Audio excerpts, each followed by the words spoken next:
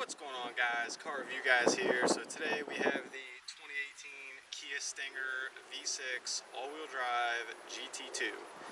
It is the twin turbo. So what we're going to talk about today is the 8 things that I hate about this car. Now, when I say hate, things that are nitpicking or irritating, nothing that I can truly hate. The car is absolutely phenomenal, but I think the 8 things you will find very intriguing. It's not like some of the other videos I've seen, like, oh, the paint color, oh, rocks get stuck. It's not about being lazy. That's not what this video is going to be about. So without further ado, let's get into the 8 things and let's list them off. Let's roll. Alright guys, so hate number 1. So this is a $52,000 car, a little bit of change, but yeah, $52,000. My number 1 pet peeve probably about this car is it doesn't come standard with remote start. It has this cool key, leather wrapped, says Kia, lock button on the end, and then it has the unlock, the panic button, and the trunk on the side. But there's plenty of room to have remote start, and it's not. You can add it as an option from the dealership, but in order to add it, it's another $500, and then to do that, they give you a separate little fob that's not even with the key, and it's cheap little plastic. Number 1 pet peeve, not too many $52,000 cars don't come standard with remote start. That's absolutely crazy. Alright, number 2, the turning radius on this car is horrible.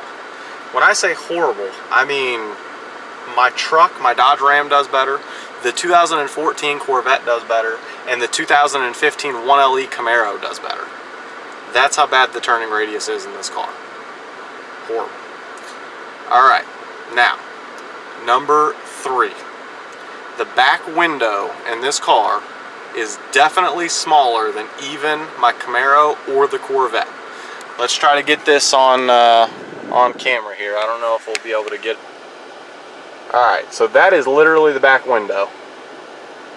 I mean, with the headrest in the middle, not there, you have a little bit more room, but I mean, it is so small. I hope you can see that. So yes, that is definitely a downside. Thing number 4 is most cars at $52,000 have the option nowadays to have rear heated seats.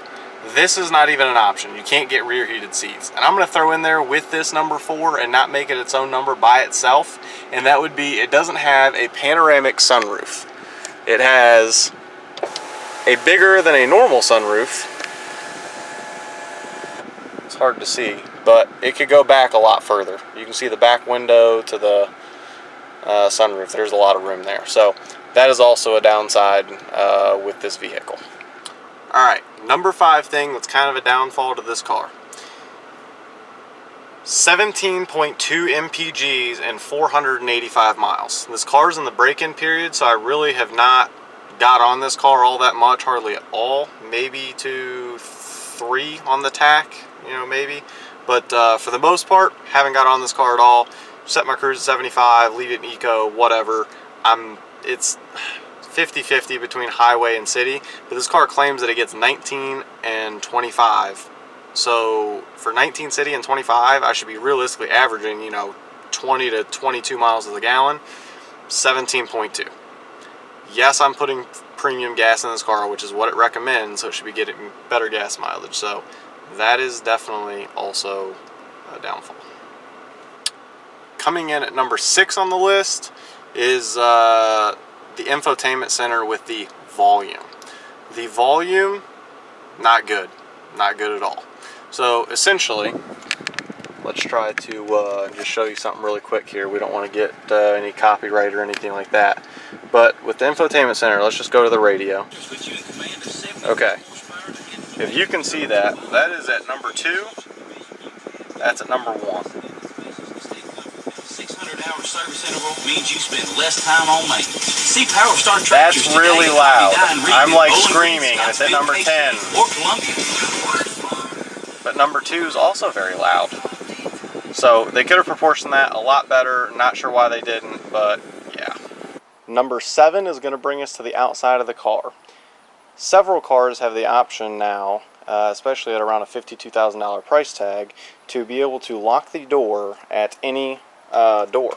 Well, as you can see, they have it here, right there, on the fronts, the driver and the passenger. However, on the rears, nothing. You can't do anything back there.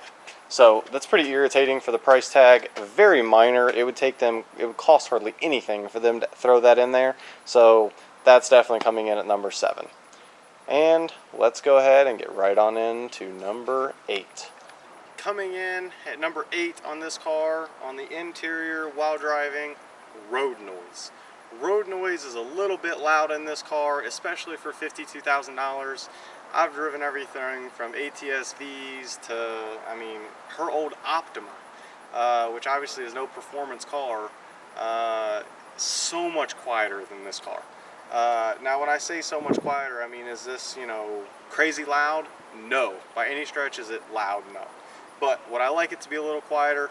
Absolutely. The only thing that I'd like to hear a little better, which we'll mix in with number 8, better exhaust note. I know that this is a family daily driver, but almost like the Corvette, they should almost have a mode to where you can switch the exhaust to come on and off, whether you want it open or closed, which would be great for this type of car, because sometimes you just want to hear the exhaust. It doesn't have to be anything crazy, but that would definitely be a nice touch for Kia to do on the next generation, and they may even have that plan along with maybe a bigger motor. But it does definitely move on this car. So that is 1 through 8. Those are the things that I hate about this car, and I will continue to own this car, and I will continue to give updates on how I like to drive it and how it does and stuff like that. So as we continue to go through miles with it, I will continue to update you guys. As always, I thank you for subscribing, and I thank you for watching, and have a great day.